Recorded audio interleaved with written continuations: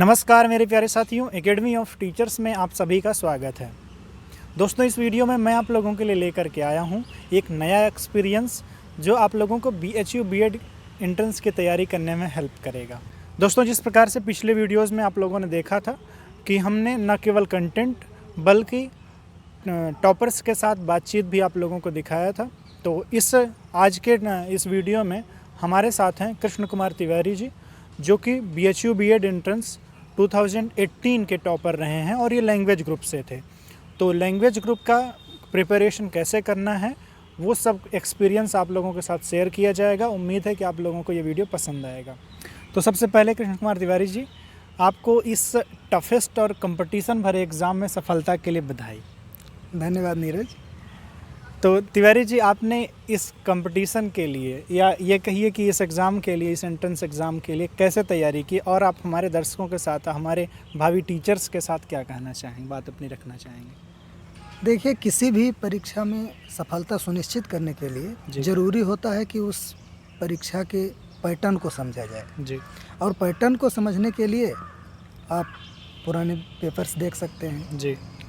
कई पेपर्स देख सकते हैं जी। वही मैंने भी किया। तो जिस प्रकार से आपने बताया कि आपने सबसे पहले क्वेश्चन पेपर को एनालिसिस किया, तो इस एंट्रेंस एग्ज़ाम में क्वेश्चन पेपर का पैटर्न क्या होता है, कितने प्रश्न होते हैं और कैसे किन विषयों से संबंधित प्रश्न पूछे जाते हैं? यह परीक्षा 100 अंकों की होती है जी। जिसमें 2 पार्ट होते हैं। जी।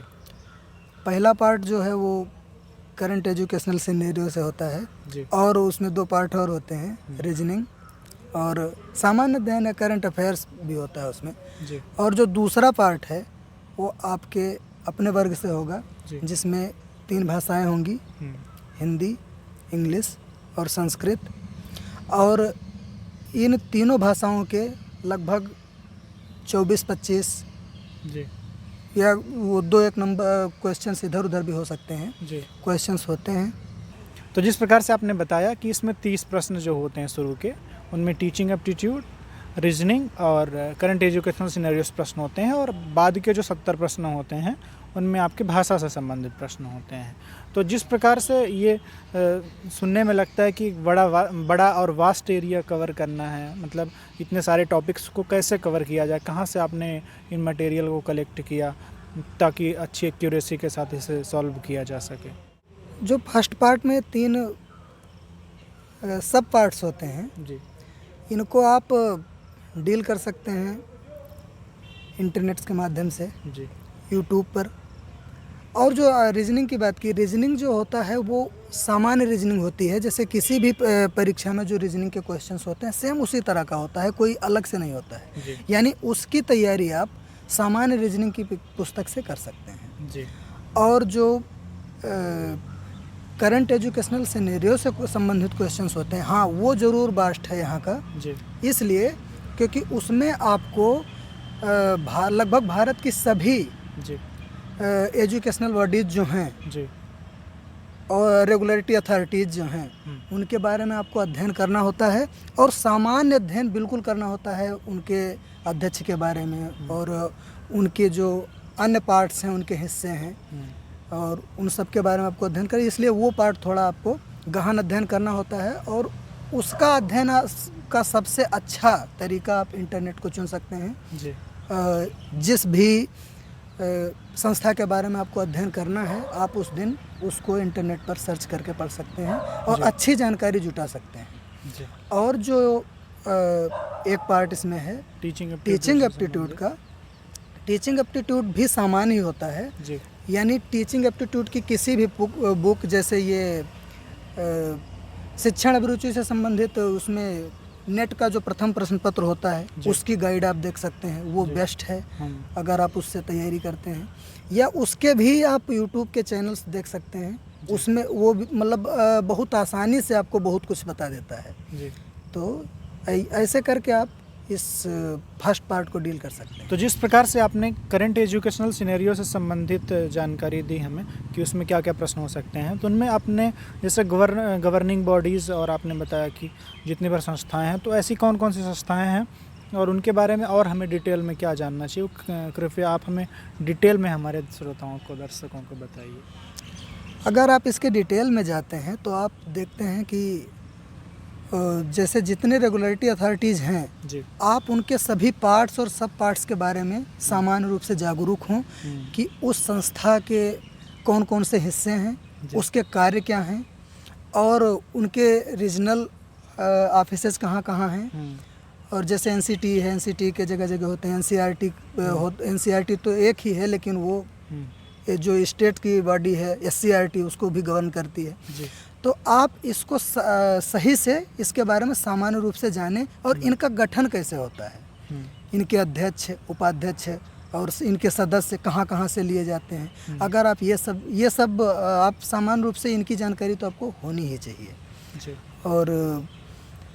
और इसमें एक पॉइंट आप ले सकते हैं कि स्वतंत्रता प्राप्ति के बाद से लेकर अब तक जितने शैक्षणिक सुधार हुए हैं या उन सुधारों को लाने के लिए जो आयोग बनाए गए, उन आयोगों के बारे में आपको सामान्य ज्ञान होना चाहिए और उनका जो गठन किया गया, उन आयोगों में कौन कौन से सदस्य थे, उनका पद क्या था और फिर वो उस आयोग में किस पद पर थे, ये सब चीज़ें भी आपको जानकारी रखनी चाहिए। यानी जो महत्वपूर्ण आयोग हैं, महत्वपूर्ण क्या लगभग सभी महत्वपूर्ण आयोग हैं, लेकिन विश्वविद्यालय आयोग, मुदालियार आयोग, कोठारी कमीशन और एनपी, पीओए, इन सभी चीज़ों पर आपको एक सामान्य विहंगावलोकन आपका होना चाहिए कि एक सरसरी दृष्टि आपकी वहाँ पर गई हो, तो आपको ये बहुत लाभ करेगा। जी। तो जिस प्रकार से आपने पार्ट ए को क्लियर किया, इसमें जो पॉइंट्स हैं उन पॉइंट्स को अगर सम अप करना चाहें तो यही होगा कि जो हमारे रेगुलेटिंग बॉडीज़ जो हैं उनके बारे में और उनके अध्यक्ष तथा उनके जो पार्ट्स हैं उन सभी के बारे में और उनसे संबंधित जो भी एक्टिविटीज़ होती रहती हैं उनके पोर्टल पर जा कर के हम देख सकते। इसके अलावा आपने बताया कि जो स्वतंत्रता प्राप्ति के पश्चात जितने भर हमारे एजुकेशनल डेवलपमेंट से संबंधित जितने भर प्रोग्राम हुए हैं या जो कि कमीशन बैठाए गए हैं उनके बारे में सामान्य जानकारी रखना आवश्यक है। तो इस तरह से पार्ट ए से संबंधित तैयारी की जा सकती है। अब पार्ट बी के बारे में आप कैसे तैयारी किया जाए और उसमें क्या क्या पढ़ा जाए ये बताएं। एक चीज़ हम ऐड कर दें कि स्वतंत्रता प्राप्ति के पश्चात जो हुए हैं उनका तो अध्ययन जरूरी है ही, लेकिन सामान्य जानकारी उससे पहले भी कुछ सुधार किए गए थे, उनसे भी संबंधित प्रश्न कभी कभी पूछे जाते हैं। तो थोड़ा थोड़ा जानकारी आप अगर ये भी रखें कि जो बेसिक एजुकेशन तक कैसे कब से शुरू हुआ और उससे पहले जब स्वतंत्रता प्राप्ति नहीं हुई थी उससे पहले भी कुछ प्राइमरी एजुकेशन के लिए, उच्च शिक्षा के लिए कुछ सुधार किए गए थे, तो कुछ जानकारी उनके बारे में भी आपको होनी चाहिए। अपने भाषा वर्ग से संबंधित प्रश्न किया जी। इसमें 3 भाषाएं होती हैं तो लगभग सर्वविदित है। और आप इस प्रश्न पत्र में जो दूसरा पार्ट है अपने वर्ग से संबंधित या भाषा से संबंधित जी, उसको हल करते वक्त आप उसको 2 भागों में वर्गीकृत कर सकते हैं जी। पहला वर्ग हो सकता है आपका व्याकरण से हो और दूसरा साहित्य से। व्याकरण के सवाल जो हैं वो आपको थोड़ा डीप पढ़ने होते हैं जी। चाहे वो इंग्लिश के हों, हिंदी के हों या संस्कृत के हों। साहित्य से संबंधित जो सवाल होंगे वो किसी भी भाषा के सामान्य से सवाल आते हैं। यानी हिंदी और संस्कृत वाले विद्यार्थी को तो आपस में ज़्यादा कठिनाई का सामना करना ही नहीं पड़ेगा जी। यानी हिंदी साहित्य का विद्यार्थी है वो संस्कृत साहित्य के सवाल को आसानी से कर लेगा और संस्कृत साहित्य का विद्यार्थी हिंदी साहित्य के प्रश्न को ठीक से कर लेगा बिना किसी कठिनाई के जी। यही हाल इंग्लिश साहित्य में भी है।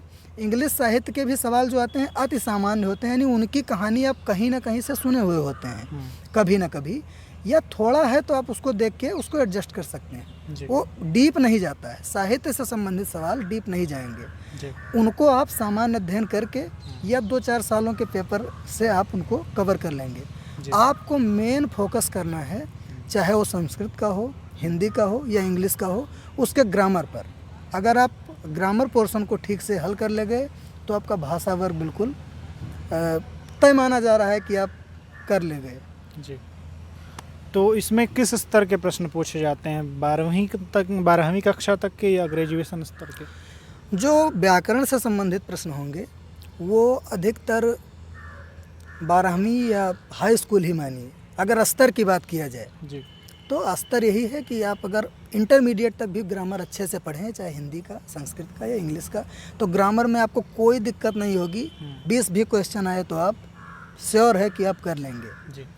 और जो लिटरेचर का स्तर है, जी। स्तर तो उसका ग्रेजुएशन ही होगा, जी। लेकिन अति सामान्य होगा। जो कहानी लगभग प्रचलित है, सर्वविदित है, उन्हीं से संबंधित सवाल होंगे, तो उसमें डरने की ज़रूरत नहीं है। हाँ, ग्रामर डीप आता है, लेकिन उसका स्तर जो है वो आप हाई स्कूल या इंटरमीडिएट का ग्रामर अगर अच्छे से पढ़ें किसी भी भाषा का, उस भाषा के ग्रामर पर आपका पकड़ होगा और उतना ही लगभग उसमें पूछा जाता है। जी। तो इस तरह से अगर देखें तो इनका कहना है कि लगभग सामान्य ही प्रश्न पूछे जाते हैं, चाहे वो आपके उसमें हों, साहित्य से संबंधित हों या व्याकरण से संबंधित हों।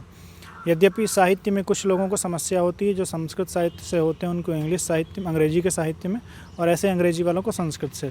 परंतु जिस प्रकार से इनका कहना है, उनका मतलब ये कह सकते हैं कि सामान्य रूप से आप सामान्य जानकारी रखते हैं किसी भी साहित्य के बारे में, तो आपको कठिनाई नहीं होगी, इन प्रश्नों को आप हल कर। तो जिस प्रकार से आपने बताया कि इसमें ज़्यादा लेवल नहीं होता है, परंतु जो किसी भी परीक्षा की तैयारी करते समय सबसे ज़्यादा लोग परेशान होते हैं किताब को लेकर या गाइड को लेकर के। तो कौन कौन सी ऐसी किताबें हैं जिनको पढ़ लिया जाए, या कहाँ से मार्केट में गाइड कौन सी ले ली जाए कि तैयारी हो जाए, उसके संबंध में आप क्लियर करें। गाइड या किताब तो ऐसी कोई उपलब्ध नहीं है जो हम आपको बता दें जी कि ये पार्टिकुलर पुस्तक पढ़ के आप इस परीक्षा को क्रैक कर सकते हैं। बस हम यही बताएंगे कि आप पुराने वर्षों के प्रश्न पत्रों पर फोकस करें और उनको हल करें। उनको हल करने से आपको काफ़ी लाभ मिलेगा। सबसे बड़ा लाभ तो उनका होगा कि आप एक प्रश्न हल करेंगे तो आपके 4 प्रश्न हल हो जाएंगे, क्योंकि हर प्रश्न में 3 विकल्प और होते हैं जो उस प्रश्न के विकल्प नहीं होते हैं, और आपको पता चल जाता है कि ये 3 किस प्रश्न के विकल्प हो सकते हैं। तो आप प्रश्न पत्रों पर ध्यान दें। और पुस्तक तो मैंने तो कोई ख़ास पुस्तक पढ़ी नहीं थी, और माना जाता है कि आप ग्रेजुएशन करके आए हैं और BHU जैसी संस्था में आप प्रवेश लेना चाहते हैं, तो आपको उतना सामान्य अध्ययन होना चाहिए। आप चाहे किसी भी साहित्य के विद्यार्थी रहे हों, लेकिन आपको थोड़ा उतना सामान्य अध्ययन शेक्सपियर के बारे में भी हो। आप इंग्लिश के भी हैं तो आपको प्राच्य भारतीय दर्शनों के बारे में और प्राच्य भारतीय साहित्य के बारे में थोड़ा जानकारी होना चाहिए। और अगर उतना है तो आप इस परीक्षा को क्रैक कर ले जाएंगे। किसी खास गाइड की ज़रूरत नहीं पड़ेगी, और जो गाइड्स हैं भी वो परीक्षा में लाभ देती हैं ऐसा मैं नहीं कह सकता, क्योंकि उसमें कुछ ऐसा नहीं होता जो आपको परीक्षा पास करवा दे। आप प्रश्न पत्र हल करें और सामान्य जानकारी इकट्ठे करते रहें, वो आपको लाभ करेगा। जी। तो दोस्तों, उम्मीद है आप लोगों को ये क्लियर हुआ होगा। आपके कंटेंट से रिलेटेड जो क्वेश्चंस थे उम्मीद है क्लियर हुए होंगे।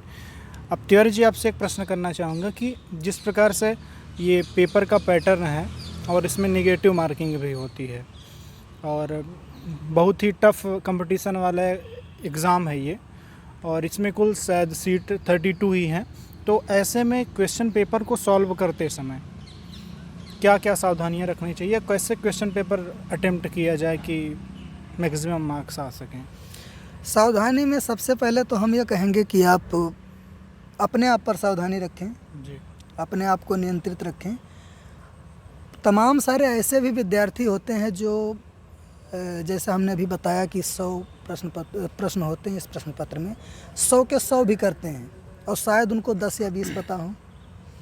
तो आप अपने को पहले देखे रहें और देखें कि आपका स्तर क्या है, और अगर आपका स्तर सही है तो आप 75-80 क्वेश्चन अगर आप सही करते हैं जी, तो आपको फिर तुक्का मारने की ज़रूरत नहीं होती है कि तुक्का मार के 100 पहुंचा दें।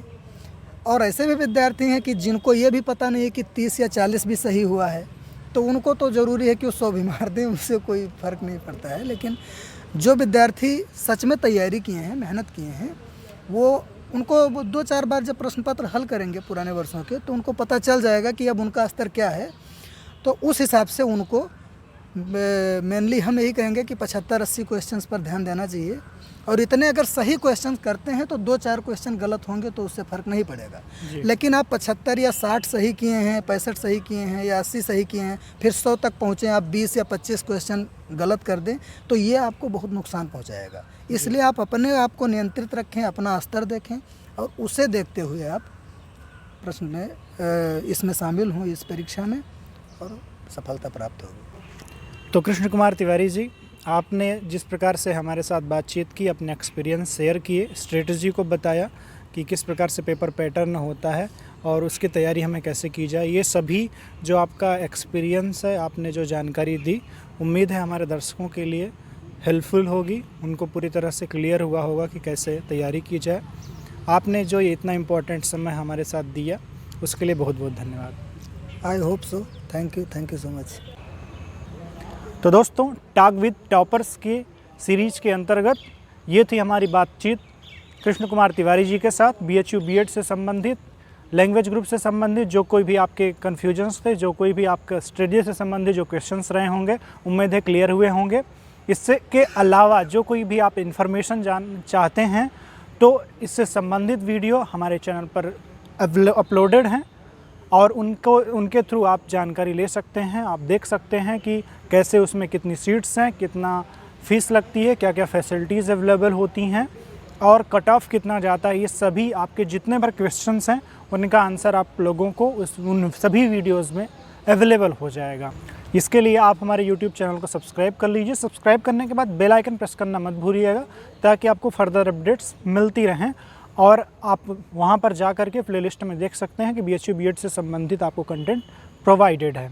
दोस्तों, आप लोगों को ये वीडियो कैसा लगा ये हमें कमेंट के माध्यम से ज़रूर बताइएगा।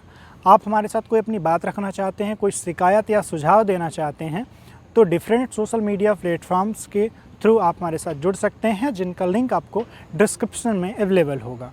तो दोस्तों, इस वीडियो के लिए इतना ही। फिर मिलते हैं एक नए अपडेट के साथ, एक नई वैल्यूएबल इन्फॉर्मेशन के साथ। तब तक के लिए स्टे होम, स्टे सेफ।